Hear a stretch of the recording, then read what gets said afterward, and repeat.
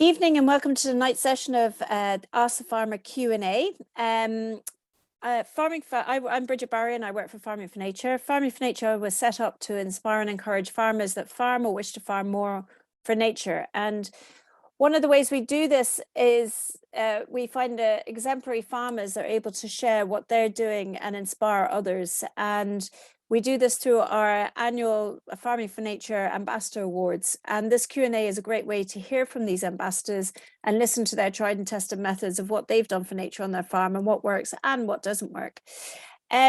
So I'll kickstart this evening with a informal chat with our guest speaker. And then I encourage any of you that have any questions just to write them into the chat box on your panel and I'll facilitate them in due course. So if you've missed any of the previous sessions or if you have to leave early tonight or any of the next sessions of our Q&A, they'll be up on our YouTube channel all of them are up on our YouTube channel, and this one will be up on our YouTube channel within 24 hours. So over to tonight's session, we are delighted to welcome West Cork farmer Madeline McKeever with us. Madeline farms 30 acres of a mixed organic farm in West Cork near to Skibbereen with her daughter Holly Kearns. And if I'm correct, she's one of only 2 farms in Ireland that grows organic vegetable seeds for consumers. Madeline, welcome and thank you for joining us tonight. Hi. Just unmute yourself. Was that the right thing to do? Yes, yeah. Unmute yourself. It's always a good start. Madeline, it's great to it's great to profile a seed producing farm like yours, as it's one of the only ones in Ireland. But before we get into that, perhaps you can just describe for us your farm and your farming system in total.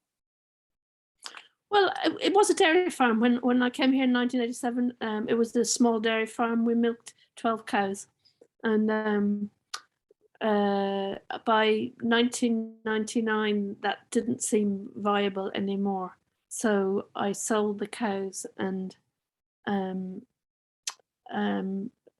renovated a ruin into another house with a view to sort of holiday lets, and which now Holly lives in. So it was a good move at the time. And with all that time on my hands, when you stop milking cows, I was like, what am I going to do now? So I got a few weanlings, and I got involved for beef, and I got involved in Growing Awareness, which was a food and farming group locally. And we ran a couple of conferences on the globalization of agriculture and on GM farming. And then we thought we should do some more practical things. And one of the things we did was to start a farmers market. And we tried to start a seed saving group, but nobody ever came to the group meeting. So I just carried on doing the seed saving. That's great. So your farm, if for those of us who haven't visited your farm, what's it look like at the moment? Or it's also spring, so what's it even look like in reality in terms of colors and all that kind of stuff? Well, it's I still have half of it is trees now. Basically, it's broadleaf woodland that was planted in 2005, and then most of the other half is green grass.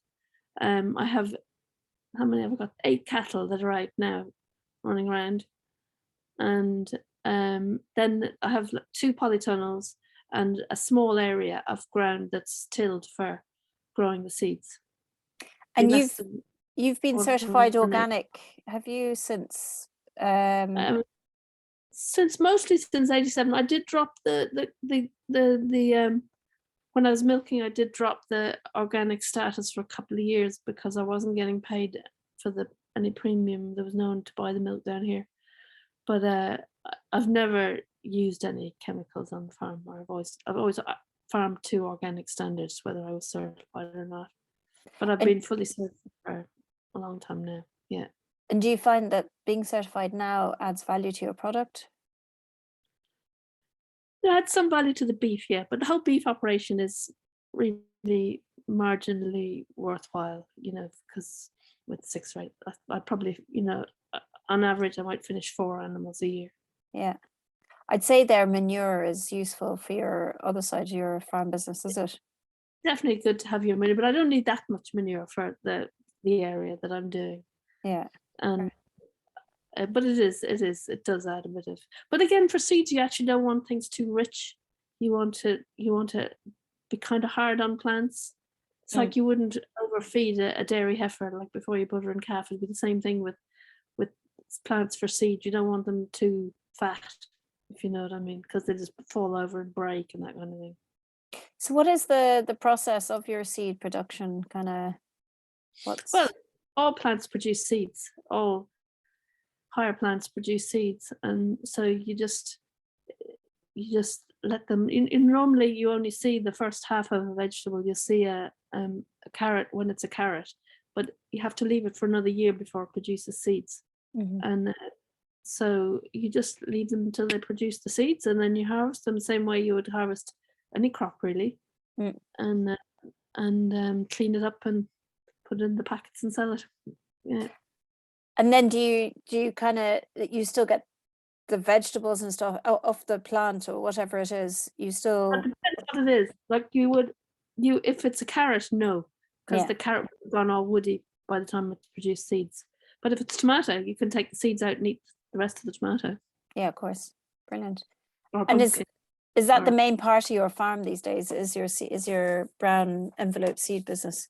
Well, it's the main part of my income, but it's still only a fraction of the farm. You were saying half your farm is now woodland. Why did you choose to do that? Well, it's rough land. You know, some of the land, what soil we have here is very nice soil, but there isn't very much of it. So a lot of the farm, it's hard enough to bang a fence post in even. So it was fine with dairy cows. They would kind of come home eventually, but those hairy weanlings that I was buying wouldn't stay at home at all. And it was really cool. I couldn't sleep at night wondering where they'd be the next morning. You'd go out to bang in a few posts and put up a bit of wire, and it would just all fall down because there's not enough earth. And that was kind of why I planted the trees. And so can you tell me about your woodland? It's alder and oak, is it? Or yes. Well, there's a mixture of things. The grant was under the Oak Woodland grant scheme. So the final crop will be oak. So the oaks are in clumps of about 40 every 10 meters. So eventually they'll be thinned down to one oak tree roughly every 10 meters. But between the oak clumps there are alders, which drive the trees up nice and straight because they grow fast. But we're at a point now of kind of knocking them back a bit because they're starting to shade out the oaks. So and is there a value in these kind of smaller trees that you're cutting out, or just for yourself as wood?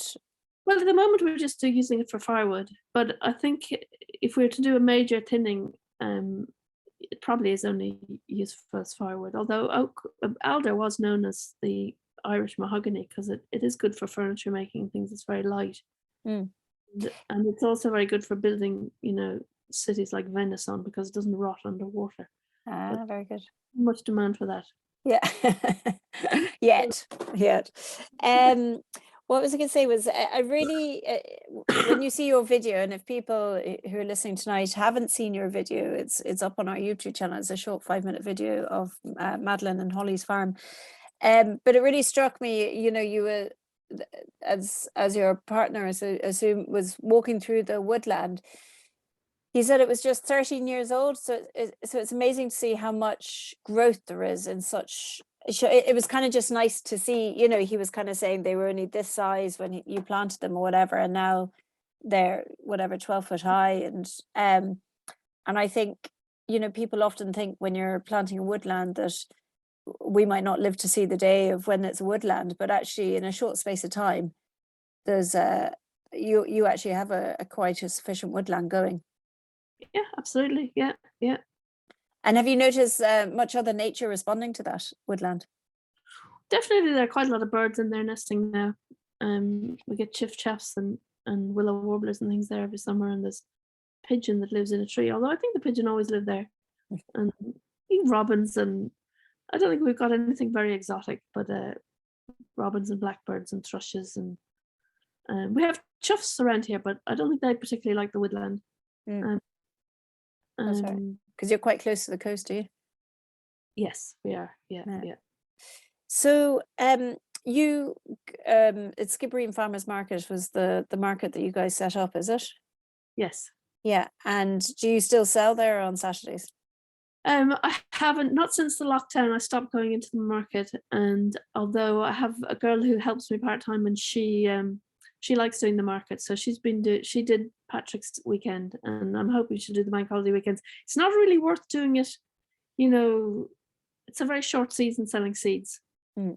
and it's quite a performance to get into the market with all the seeds and the gazebo and everything else, and then if it rains or something, it's quite a lot of danger to the seeds. So the most amount of your consumer would be online? Do people find you online more? Yeah, Yeah. 90% online. Yeah.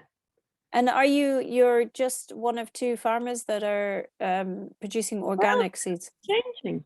That's Oh, changing, because okay. I might years ago, but now, for instance, Jason Horner of the Organic Growers Association. Okay. Yeah, yeah. Jason is growing seeds for us. Like he used to grow seeds for our seed savers, and now he's growing for us as well.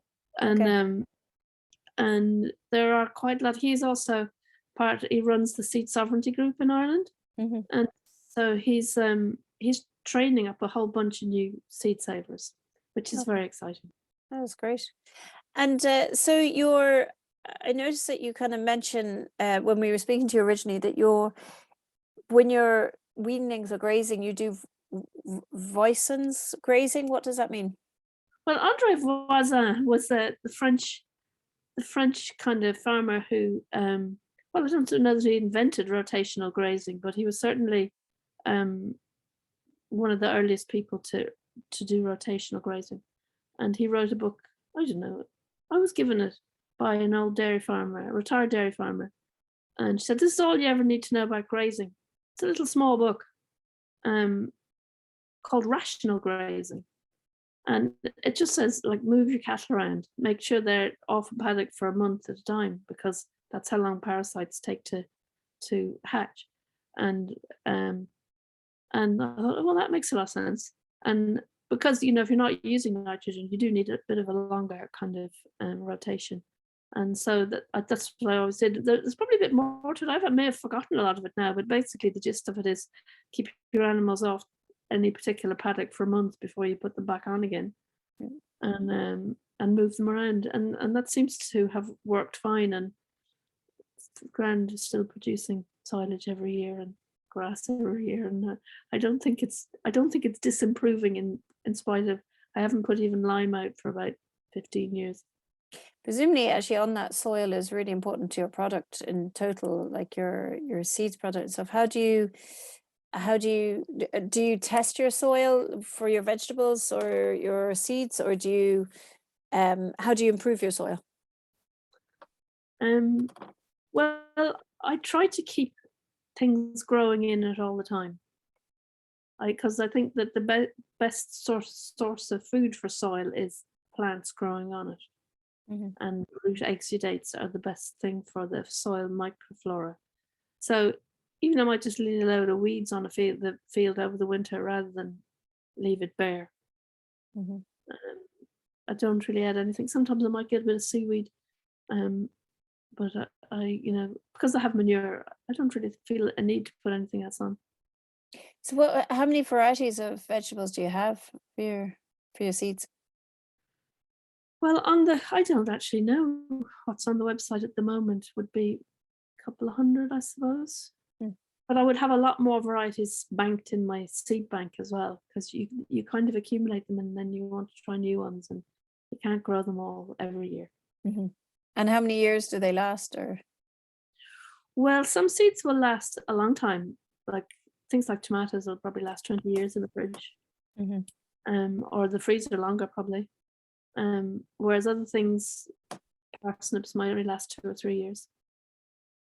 And then I saw also in your video you have the woodland planted in between two different areas of vegetable growing, so to avoid cross pollination. So can you explain why that's important to you? Or Well, having the farm is kind of, for a 30-acre farm, it takes quite a lot of walking around, because it's kind of there's a narrow strip of it running up the road to the field where we grow some of the vegetables. And that means that, say if you wanted to do two varieties of beetroot, that they'd be unlikely to cross pollinate. But actually beetroot pollen does travel a long way. I probably would only do one variety of bees a year anyway. But talking of which, like, I mean, presumably pollinators are really important to your system. Do you do anything in particular to encourage them? No, well, I suppose small things I would do is like I would leave even if I didn't want them for seed, I'd leave things flowering in the tunnel in the winter. Mm. Because you do see the bees coming in. You get bees that wake up and come in and then they get a feed or something. I suppose I would. We have a lot of wild habitat on the farm anyway because it's kind of rocky. So there's lots of areas of. And I've noticed really now things like the wild willows are full of bees at the moment, Mm. and the blackthorn and things like that you could try to strip out and grow more grass, but there's enough people doing that. Yeah, and it's probably beneficial to your business anyway to have the Yeah. pollinators there. So what do you think, because you're involved obviously with the small scale producers in Skibbereen and stuff, what do you think are kind of, and you are yourself, I suppose, considered a small scale producer, what do you think is one of the biggest challenges for you guys? I suppose the paperwork is always the challenge, isn't it? Yeah. Now that I'm buying in seeds, I've become a processor. So I'm obliged to keep track of all the seeds, which I never did before. I had a box of seeds in the fridge and I'd sell it or throw it away, whichever I wanted. But now I have to keep track of them. So let's say I buy in half a kilo of kale seed from Jason. I have to know where it goes. I have to know, did I sell it in little packets? Did I sell it to somebody else? Did I throw it out? Because they're going to want to know where it went. Mm. And when you've got it's well over 100 things we have for sale, actually, when I think about the spreadsheet. I have it on a spreadsheet now. Because they want me to be able to account for what happened to every seed. Mm. And that's it. It does kind of every now and again I go, I could not be bothered with this organic status anymore but it might be any different. Like nobody from the Department of Agriculture inspects what I'm doing. They came down twice, but they were mainly interested in things like were the packets tamper-proof, and they weren't actually interested in what I was doing in any other way. They had strange preoccupations with packaging. So do the seeds all have to kind of like have a passport as such, kind of the origin to where they end up, like you say? Two origins. Either I grew them or Jason grew them. Right. But I do have to have a code on them. But they wanted me to have a code on the packet. So I have a code on the packet that basically says if it's a tomato, the code is LE, which is the Latin name for it. And then the year is 21, maybe. I saved the year it was saved. And then where it was grown, which might be one of my fields or might be Jason, So I'd have a code for that. So I would be able to tell you from any packet of seeds what year it was grown, what it is, and where it was grown. So apart from getting your head around the bureaucracy, is there much infrastructure needed to saving seeds? Well, it depends what kind of scale you want to go on. You can do an awful lot just by hand with very small amounts of equipment. But I think the challenge in the future is that, since the lockdown, since Brexit and the lockdown and everything, I am getting a lot of commercial growers wanting to buy seeds because they were used to buying them through the UK. Now you can buy perfectly good organic seeds from lots of other European countries, but people were used to buying them from the UK. Okay. So they were kind of going, oh, what are we going to do now? And, they could have just gone and bought them in Germany or Holland, or Austria has good companies, Switzerland has good companies. So, but it does make sense for Ireland to become a little bit more self-sufficient in vegetable seed, because there are no conventional growers of vegetable seed, as far as I know. It must, I mean, it's presumably quite important also to grow our own, like, I mean, are any of these kind of vegetables heritage, vegetable, are they kind of Irish, Absolutely. generation and generation? Well, yeah, we do have some of the Irish kind of heritage varieties, but what what happens too is that they adapt quite quickly to Irish conditions. And Holly's master's degree, she did on the golden bantam sweet corn that we sell, because I had been growing it since 2002, and about every second year I do sweet corn, and I do it outside because I don't believe in it deserves proper tunnel space, because it's kind of a stupid vegetable in my opinion, but people want it, so I grow it. Yeah. And she did her master's project on it, so we had seed from each of the generations that I'd grown it out, and it had actually changed quite a lot, because she did all the replicated plots and everything. And what she found out was that for the longer we'd been saving it, the smaller the plants had become, but the more corn they produced. So if you buy in like an American golden bantam, it'll produce a big tall plant with about 4 cobs on it. In Ireland, that's no good, because by the time it's grown to 6 foot high and produced 4 cobs, it's October, and it's just not going to ripen. So what my plants had adapted to doing was being small, producing 1 or 2 good cobs, and ripening it outdoors. And I would have never discovered that, or that would never have happened if I'd grown it all in a polytunnel. It's interesting, isn't it? And do you have favorite plants you like growing, or? Oh yeah. Well, tomatoes, I suppose. I love my tomatoes.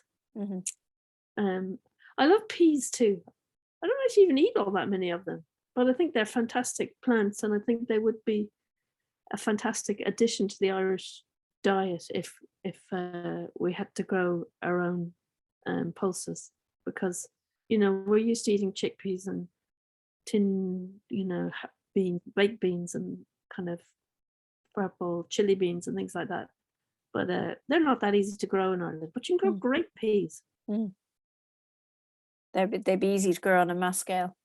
Yeah. No, very interesting. So can you give me a kind of a top tip where farmers can get advice and support if they're looking to do seed saving, say, or where do you think, or in general, where's a good place for farmers to get advice and support? Did you find? Far and away the best place is the Organic Seed Alliance website in America. They have a fantastic organization, and I've been over to a couple of their conferences, and I just think that they're amazing at what they do.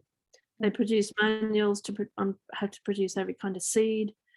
They have participatory plant breeding groups that they breed out. They specifically breed for organic conditions, and they have advisory people, and they had these wonderful conferences with speakers on every possible aspect of seed saving, from the commercial side of it to the nitty-gritty of plant breeding. Absolutely amazing resource. Great. And what would your kind of top tips be for any farmer that wants to set up a kind of a seed business? Do it. Like it's really, I think the sorry. I think the market is wide open at the moment, and I think we have quite a good climate for it. If you're kind of someone who is good with machinery and that, I think that we could become like European producers, because we don't have the cold winters, because we have winters that won't freeze a brassica or a carrot, or anything like that. That's a 2-year that has a 2-year cycle. We have scope for spinach seed production. We have quite a good climate for spinach seed production too. And if you start looking into the price of a packet of spinach and multiply it up to half an acre, you'd be giving up cattle very quick. But it is specialized, and it's not that easy, and you need the right weather conditions and things. So it's not a no-brainer. It takes, but I think that there's definitely possibility, especially along the south coast where we get the sunniest, driest summers, to be kind of to scale up production of the brassica seeds anyway. Do you think the problem is it's quite manual in terms of harvesting, or it doesn't necessarily have to be? Well, not with the brassica. I mean, it'd be pretty much like harvesting oilseed rape, if you were doing it on a field scale. So why do you think people haven't done it so far? I haven't really thought of it. Like mostly, it's a bit hard to start it from nowhere because let's say if you decide tomorrow morning I'm going to be a cabbage seed producer, and so you go out and you grow 50 kilos of cabbage seed, how are you going to market it? Yeah, fair enough. Yeah, there was a cabbage grower that I was listening to the other day, and it was on Near to the Ground or something. It was kind of the biggest one in Ireland, and he was saying that he just couldn't compete with the international market anymore, so he had to get out. There's a question here from Lena O'Regan. Where do you sell your beef, and do you finish off on grass or include grain? I finish on grass, and I sell it either out of the freezer at home or I sell it to Good Herdsman. Good Herdsman is a online system, is it? What is it? A Good Herdsman is the main organic beef buyer in Ireland. Okay. So they're kind of a distributor. Yeah, they slaughter. I think they're now actually mostly owned by Larry Goodman, which is a bit disappointing. But they're based in Tipperary and they kill in Watergrass Hill, I think. And I don't know. I don't like sending them to the factory, but sometimes I can't sell them all out of the freezer. I don't actually try very hard because it's not that easy. People don't really want to buy beef out of a freezer, or maybe I'm not very good at selling it. So do you finish at 18 months or at 20 months or 24 months, or what do you finish at? Well, I just buy heifers, and they would usually be between 18 months and 2 years. Yeah. Okay. And so Fiona Healy has, how do you manage pests and diseases organically? I kind of ignore them mostly. I do lose some crops, you know. You have to leave a few for the slugs, but most things eventually, you might lose one crop one year and then you try it a bit differently the next year, or you start them in modules, or whatever. You get around problems. I don't do things that are too hard. What was your biggest kind of disaster kind of with a pest, and how did you manage it? I suppose the biggest problem I have with is I get these. If I do a brassica in the polytunnel, now you can do brassicas outside and they're happy out, but things like the Tuscan kale that everyone wants, it flowers in February, so it has to be done in a tunnel. But if you do brassicas in tunnels, they tend to get these aphids on them, and they make a horrible mess. And sometimes I just pull them all out, and we don't have that crop. But Or just the end of that. Yeah. I have been meaning to make a garlic spray or something, but I haven't actually got around to it. Because, enough things, and I think we do want to be growing the things that are easy to grow. If something is too princessy, I couldn't be bothered with it. Do you find that the things that are easier to grow are harder to sell in the market sometimes, or is it? Yeah, like it's very easy to grow kale seed, for instance. Kale is a great crop to produce seed. You can, the outdoor kales, like the kind of the Ragged Jack and the Uncle John's, which is one of the heritage kales. You can grow kilos of it, and it's easy to grow, but it could take you a while to sell a kilo of it. Yeah, fair enough. And things like peas and beans will always sell, but they're a lot more effort to grow.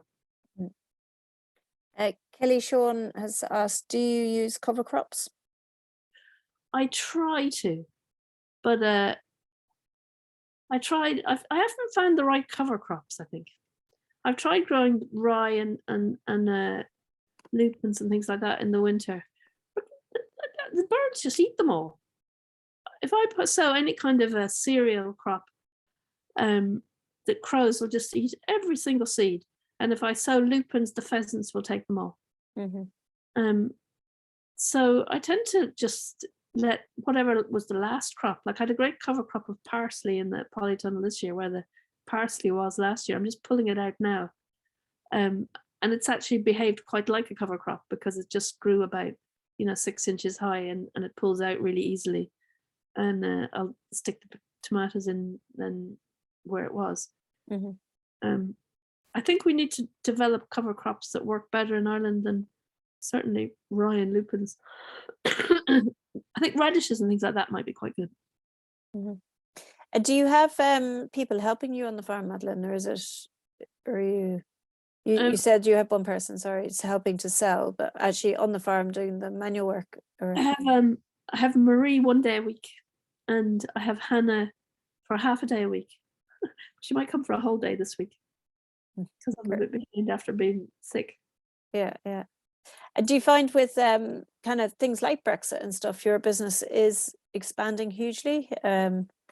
Or do Yeah. you? Well, the combination of Brexit and the lockdown, like doubled my turnover in 2020, more than doubled it.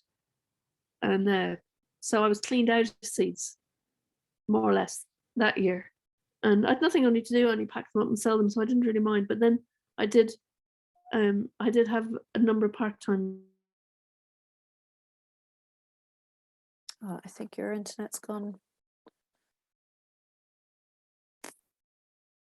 Sorry, Madeline, I can't actually hear you. So can you turn off your video? I don't know if everyone else has lost her, or is it just me that's frozen?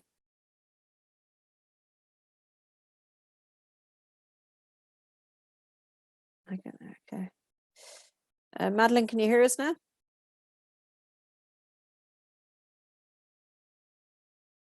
Okay, well, if anyone else wants to ask me a question, if you can still hear me, far away. Oh yeah, sorry, Madeline, you're back there. Can you can hear me, see me? Yeah, I hear you now. Yeah. Yeah. Yeah, sorry, it's always hard to know.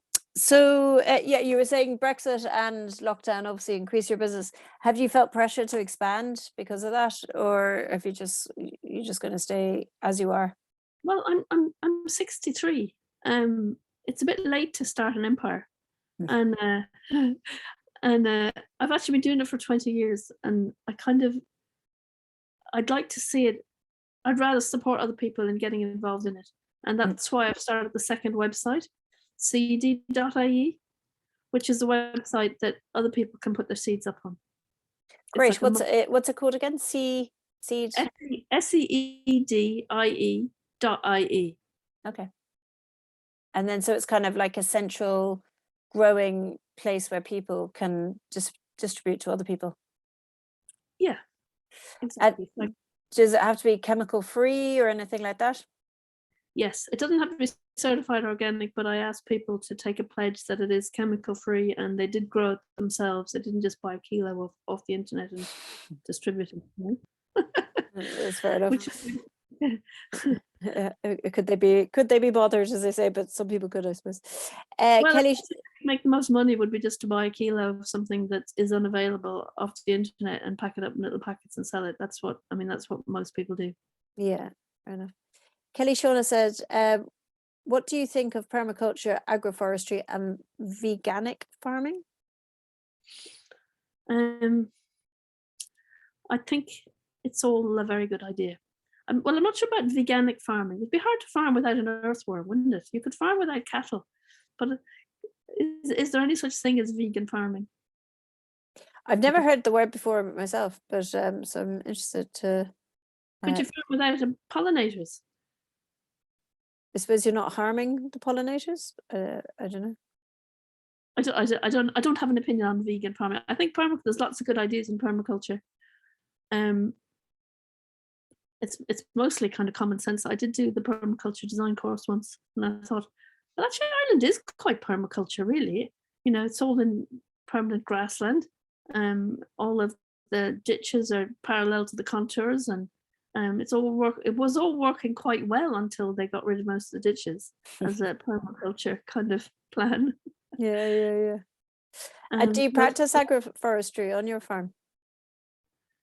Well, I don't know what exactly. I mean, I have trees on the farm. I also have planted like rows of shelter in some of the fields that are still grass, and I'm planning to plant more hedges. We call them, really, isn't it? I'm not quite sure what the difference between a small field and agroforestry is. I suppose perhaps what the person maybe do you graze within your woodland? No, I don't, because I don't think I'm allowed to under the terms of the grant aid. Okay. I also think that I have some small trees, and I think they'd make a mess of them. I've been planting like other species underneath the other trees and things, and I think cattle would probably immediately bite them off. Okay. Eleanor Murphy says, is it a waste of time to grow hybrid seeds? Will it ever evolve? Well, no, that genetically a hybrid is a dead end. It may be a very productive dead end, but it's a genetic dead end.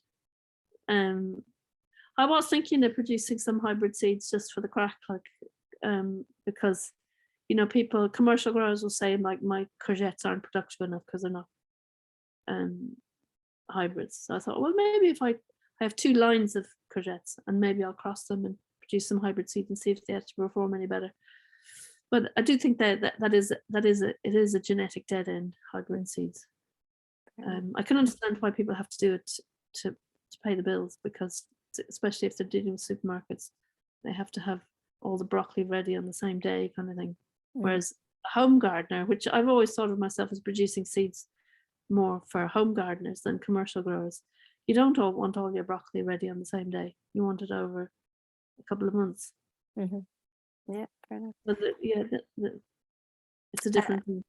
Niall Murphy asks, have you ever had chickens over the years, and can you recommend a good breed for egg laying? Thanks. Oh, well, the old brown hybrids are great to lay eggs. And the other fancy chickens are never as good. But I don't know, I wouldn't have any particular favorites. We had some little bantams and they were great to lay eggs for a long time. They live a long time too. I'd say find someone who's got a good lot of bantams and get some from them. Okay. Lena Regan says, what cattle breeds do you raise? I buy in weanlings from a farmer who has an Angus bull. Like the cows would be a bit mixed, but they're mostly Angus. Okay. And do you find that's better for your type of soil or anything, or is it just because that's what your neighbor's growing, or is there a reason? Well, I suppose there aren't that many organic farmers selling weanlings. And I've been buying them from Con for a long time now. And it kind of suits us both. And it's nice to get them all from the one place, that you're not dragging in diseases, and there's the least stress for the animals because they move with their siblings, and they just have one move in 2 moves in their life, one over to me and then one to the last trip. Yeah. Fiona Healy says, do you have problems with slugs? I do in some places, and in other places I don't have. I have some problems with slugs, but I wouldn't say they're a big problem, really. They'll sometimes just destroy one crop on you. Well, when you say in some places you have, in some places you don't, is there any reason for that? I mean, is it inside tunnels, outside tunnels, in I don't have much certain problem. crops or anything, or? I do have, I get problems with slugs in potatoes in the field. I think I started having problems with slugs. I had very few problems with slugs until I started using silage as a mulch. When I used to like rotivate hell out of the ground and bear it up into a nice brown field at this time of year, and then saw all my crops in it, I had very little trouble with slugs. But when I started all this kind of no-dig stuff and mulching and things like that, and leaving things growing over the winter, and there's nothing like beating the hell out of it with the rotavator to kill the slug. But Marie, who works for me she doesn't like me doing that. So I haven't done any rotavating yet this year, although I'm tempted, because it's hard to get it. It's hard to do it all by hand. Just on that, Lena Regan says, I'd love to hear more about using silage as a mulch. Well, I suppose what I have as a resource is lots of old silage and manure. So when I have tried to break up, I don't have a plough. So when I want to break up a bit of grassland to grow on, the easiest way to do it is to cover it with a load of cardboard and silage and manure, and then grow something like potatoes or squash on it for the first year. And then you can usually, well, if you give it a nice little run with the rotavator, you get a nice seed bed. But if you can get the sod dead, using kind of silage and manure, then you have options. Mhm. The rotavator. Okay, and you plant straight into it then. Yeah. Kelly Sean says, what do you think about eating less animal products for health and for the environment? Oh, definitely we eat too much meat and milk. Definitely. I mean, I think it's a certain amount of it is good for your health. I don't know. I'm not a dietitian, but I definitely think that we eat way too much meat. Mhm. When I was growing up, like you're all young, but when I was growing up, people did eat mostly vegetables for their dinner. A very small amount of the food on the plate would have been the meat, and there wouldn't have been meat in every house at every dinner. You know, people ate big mounds of potatoes and cabbage and carrots and Swedes and things, and a small bit of meat. Or if there was a stew, like there'd be a lot of potatoes and carrots and onions and things in it. And Mm. I think that but meat was relatively expensive. Meat is so cheap now. Mm. In terms of, like, say, the minimum wage is, say, about €10 an hour, is it? Something like that, Like, yeah. you could buy like a kilo of meat with that for 1 hour's work. I don't think you could have done that in the 1970s. Yeah. Yeah, it's interesting how it's kind of lost its value a lot as a result. Eleanor Murphy says, what do you find is the best organic seed potato to grow? Ooh. Well, I'm very fond of the Caras and the Colleens, of the Irish varieties. The Colleens as an early one, although they mightn't be as tasty as the Orla. I think you get more potato for the amount of digging. Mm-hmm. And then for a keeper, for a main crop, I'm a big fan of the Axona, because it's nice and dry, almost like a kind of golden wonder. After Christmas, but it doesn't taste as good before Christmas. It has to kind of mature, Mm-hmm. and then it's a nice dry, floury potato. Great. Fiona Healy says, would you use ducks to eliminate the slugs? Well, in my experience, ducks eat everything as well as slugs. They eat vegetables. They're on vegetables as well as slugs. So I probably wouldn't bother. You prefer the slugs over your losing your edge, yeah. And that's great. Unless anyone has any further questions, is there anything else you'd like to mention, Madeline, or talk about, or is there anything you feel you haven't covered, or that you'd like to just kind of to explain to people about your farming system? Can't really think of anything else.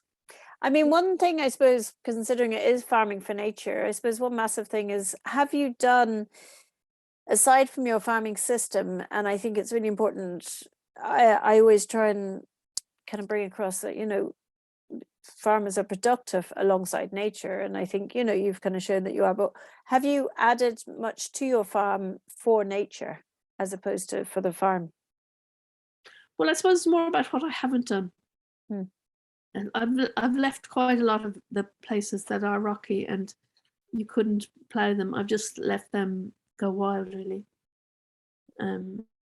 And I have planted hedges in some places, and I would like to plant more hedges. In fact, I got some hedging materials today, but I'm not sure I have the energy to go out and stick them in. I was given some whitethorn slips, and I hope I'll find the energy to put them in the next week. Yeah. And Niall Murphy has said here, what do you think of the Sarpomera seed potatoes, seemingly blight resistant? Thanks. The Sapramera is a good potato. Yeah, I've grown it, but I actually don't like the taste of it very much. Although it, again, like the Axona, it improves after Christmas. Mm-hmm. Okay, so sorry, just going back. So it's about what you haven't done on your farm, and you've left areas go wild and stuff. And have you seen, you were saying you kind of have in the woodland and stuff, you kind of got the generic birds that one has, which are really nice as well because of the song and stuff. But is there anything else that you've seen come back to your farm over the years? We had a nightjar a couple of years ago. Well, I don't know whether it was on my farm, yeah. I don't know whether I had anything to do with that. I think it might have been just lucky. Um, of course, the department killed all the badgers. We used to have lots of badgers, but the department killed them all. I hope they'll come back. Mm. What else have we got? I mean, we still have foxes, thankfully.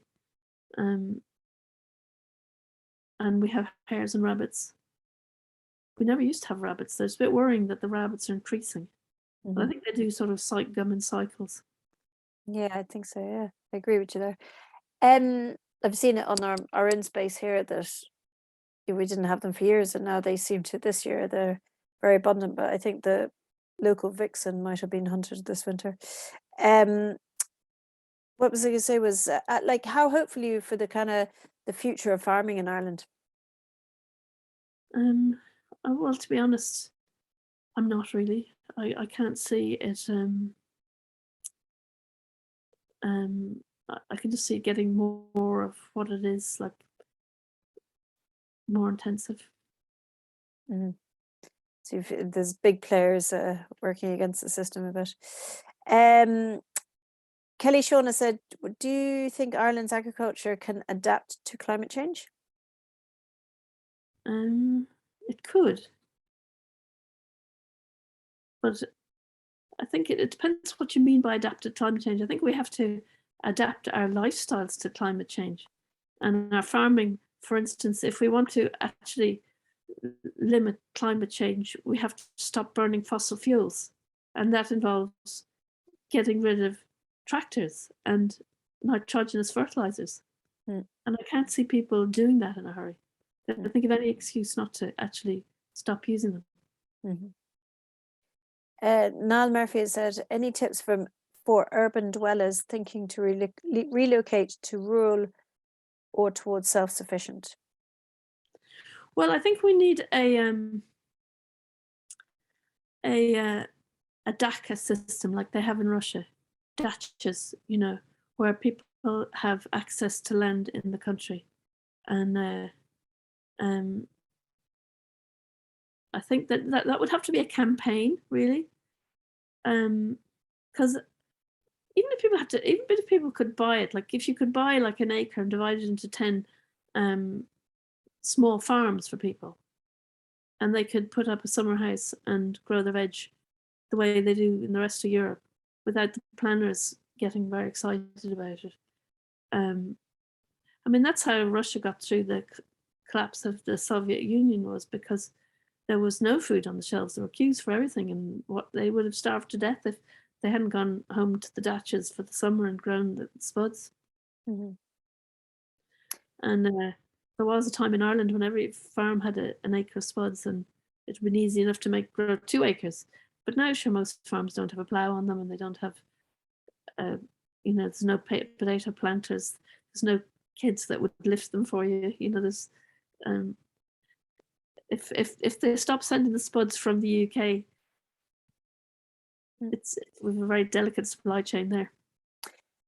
But would you have any tips though for someone who wants to move from the city out to the country, where they would start, how they would start if they want to kind of start looking at that? I mean, are there any books that you'd recommend, or is there any like quick tips that you'd have for someone who's looking to go west?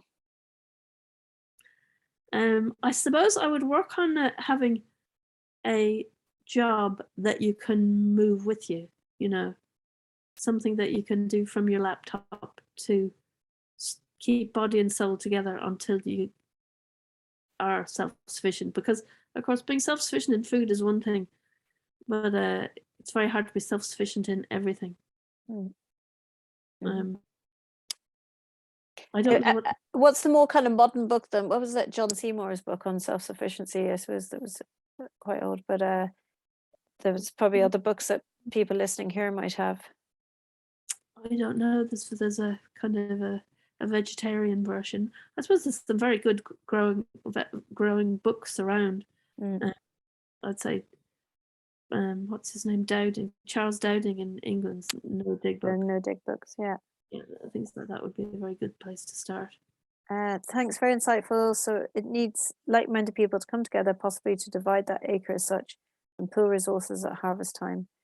That'd be a nice idea in terms of, in response to your DACUS idea, I suppose. I suppose we're coming to the end, Madeline, of our conversation, unless anyone else has any questions there. Thanks so much for your time. And I know that you're not feeling the best at the moment, so I wish you a speedy recovery, and that you can get out to planting your hawthorns then. If anyone would like to contact Madeline, Brown Envelope Seeds is her company, and you can find her seeds there and then you're on the usual kind of social medias and stuff. Then the other thing, our next Madeline has a lovely video up online, like I say, on the Farming for Nature YouTube channel. Do feel free to watch it at any stage. Our next Ask the Farmer Q&A session is 2 Tuesdays from now, and it's with Leitrim farmer Michael McManus, who is building kind of a business out of his spa waters, kind of a human business while being a farmer as well. And if you have any questions for any of our farmers as well, we have an online forum that is a great place to write questions to farmers, and they can respond on that. Madeline, thank you so much again for joining us. It's been a pleasure, and I hope you feel better soon. And then someone's written here, Klaus Leitenberg or John Cronin's organic vegetable growing courses are available to find online. A really good place to start when you want to go start growing organic veg as well. Okay, thanks very much everyone for joining us. Hopefully see you all again soon. Thanks again, Madeline, and we'll chat to you again. All right. Okay, bye-bye. Bye-bye.